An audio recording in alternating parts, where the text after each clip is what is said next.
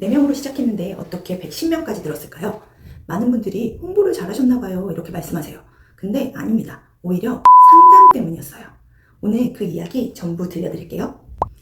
안녕하세요. 말하다 미술 김정화 원장입니다. 할까 말까 할 때는 해라. 제가 뭔가 선택해야 할 일이 생기면 늘 떠올리는 말인데요. 살다 보면 이걸 해도 될까? 지금 시작해도 되나? 이런 고민들 한 번쯤은 우리가 하잖아요. 사실 저도 게으름 완벽주의 성향이 있어서 고민도 굉장히 많고 실행력도 좋은 편이 아니고요. 그래도 뭔가 할까 말까 이런 고민이 있을 때는 그때는 우선 해보는 쪽으로 마음을 먹으려고 합니다.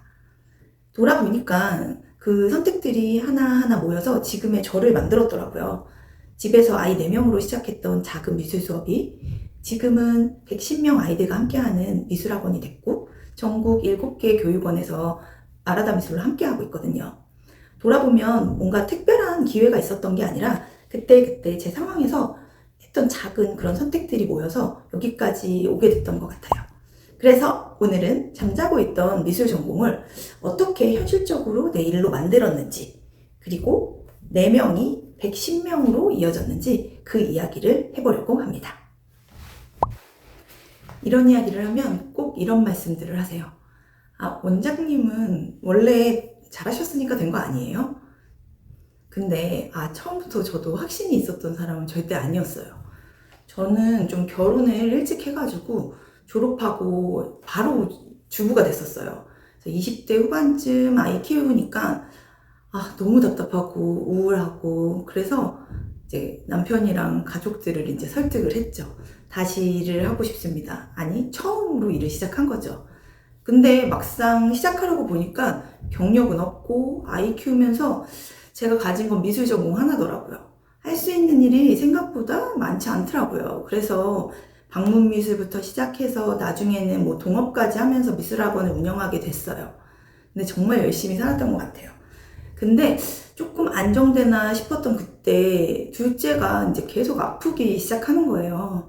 뭐 지금 생각해보면 제가 늘 바빴고 같이 있어주지 못하고 학원에서 매일 이렇게 같이 있었고 정말 힘들었던 것 같아요. 그래서 내가 이렇게까지 일을 하는 게 맞나?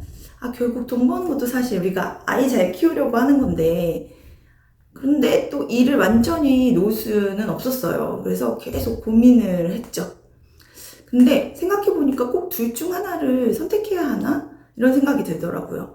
그래서 내 상황에 맞게끔 뭔가 계속 할 수 있는 방법을 찾아볼 수는 없을까? 이런 고민들을 정말 많이 했던 것 같아요. 그때 제가 선택했던 방법이 바로 홈스쿨이었어요. 보통은 준비를 더 많이 하고 공간도 확보하고 시작하는데 오히려 전 작게 시작을 하게 된 거죠. 사실 그때는 학원을 하다가 다시 집으로 간다는 게 약간 실패한 것 같기도 하고 좀 남들 보는 눈도 있었는데 그때 저한테 중요한 건 이렇게 남들 시선이 아니라 내 아이를 제일 먼저 지켜야 했고 제가 하고 싶은 일도 계속 할 수 있는 방법이 필요했어요. 근데 동업을 정리하고 나오니까 손에 남은 돈이 60만 원 정도였었어요. 그래서 내가 몇 년 동안 뭐 했나 이렇게 그런 생각도 들더라고요. 그래서 제일 먼저 그 돈으로 산 건 아이들 수업 재료였었어요. 거실에서 수업을 해야 하니까 이렇게 뭔가 책상을 살 수도 없어서 집들이 때 쓰던 이만한 교자상 있잖아요. 그거 펴고 첫 수업을 시작했던 것 같아요. 근데 그때 그래도 하나는 딱 마음을 먹었었던 것 같아요. 뭐냐면 시작은 내가 작게 하지만 수업만큼은 좀 제대로 하자. 왜냐면 제가 그 4명 있었잖아요. 그 안에는 저희 아이들 2명이 포함되어 있었거든요. 그래서 정말 내 아이한테 꼭 해주고 싶은 수업을 만들었어요. 그때 생각했던 게 내 상황에 맞게 계속 할 수 있는 방법을 찾는 것도 일을 지속할 수 있는 방법이구나 라고 느꼈던 것 같아요. 그렇게 집에서 이제 홈스쿨을 시작하게 된 거죠. 그런데 사실 여기서 가장 궁금하신 게 이거잖아요. 도대체 어떻게 아이들을 늘렸을까요? 라는 질문을 많이 하실 것 같은데 많은 분들은 제가 되게 홍보를 잘해서 그런 줄 아세요. 근데 처음엔 저도 이제 홍보가 제일 중요한 줄 알았어요. 다들 그거 하잖아요. 이렇게 문어발 전단지 아파트마다 다 이렇게 돌리고 전화를 막 간절히 기다렸죠. 근데 전화가 그때 한 통인가 두 통인가 이제 거의 안 오더라고요. 그때 이제 좀 깨닫게 된 것 같아요. 아, 홍보보다 먼저 필요한 게 우리 아이를 저곳에 보내고 싶다. 그런 마음이 사실 먼저 생겨야 되잖아요. 그래서 결국에 아이들이 이렇게 온다는 거는 홍보가 아니라 뭔가 선택을 할 이유, 그게 필요한 것 같았어요. 그래서 계속 고민하고 생각하던 끝에 저한테 되게 큰 무기가 있더라고요. 엄마잖아요. 다른 엄마들도 나 같은 마음을 갖지 않았을까? 그래서 그림 그리는 스킬 뭐 이런 것보다는 저희 아이한테 필요한 거는 오히려 다른 거였었거든요. 그림으로 친구와 소통도 할 수 있었으면 좋겠고, 그림으로 생각하는 힘도 좀 키워주고 싶었고, 그래서 그 부분을 되게 많이 공부했던 것 같아요. 그래서 책도 많이 읽고 여러 분야를 막 연결하려고 많이 프로그램 개발을 했었어요. 그래서 생각하는 수업, 질문하는 수업 이런 것들을 만들기 시작했어요. 그리고 무엇보다 좋은 수업만큼 상담이 정말 중요하다고 생각했어요.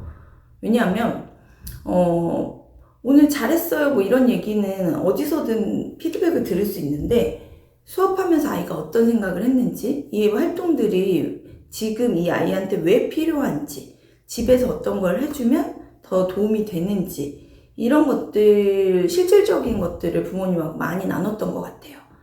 그러다 보니까 아이를 더 이해하고 싶어서 뭐 도형기질 뭐 자격증도 따고, 그 다음에 아이마다 좀 어떻게 도와주면 좋을지 상담일지도 굉장히 열심히 썼었고, 이제 무엇보다 아이를 같이 키우는 육아 동지의 마음으로 좀 엄마들하고 소통을 했던 것 같아요. 그러다 보니까 이제 뭔가 다르다라는 이야기가 들리기 시작했고, 입소문이 나고 그러더라고요. 그렇게 4명에서 시작했던 홈스쿨이 이제 100명이 넘는 아이들과 함께하는 미술학원으로 이어졌어요. 사실 그 뒤로는 문어발 전단지 이런 거 이제 한 번도 돌리지 않았습니다. 그래서 지금도 저는 홍보도 물론 중요하지만 홍보보다 제일 먼저 필요한 건 내가 선택받을 이유가 있는가를 가장 먼저 생각합니다.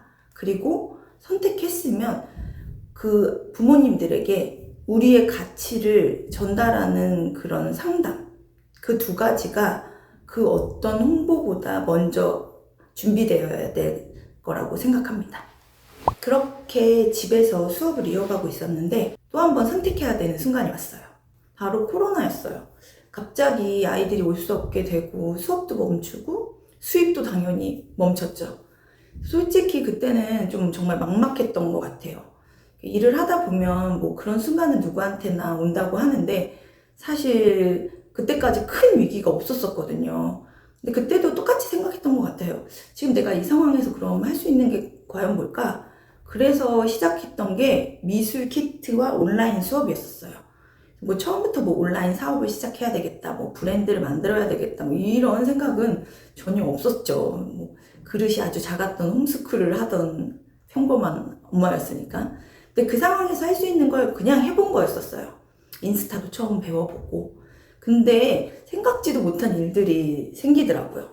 다른 지역은 물론 뭐 캐나다하고 필리핀에서까지 아이들을 함께 수업을 하게 된 거예요.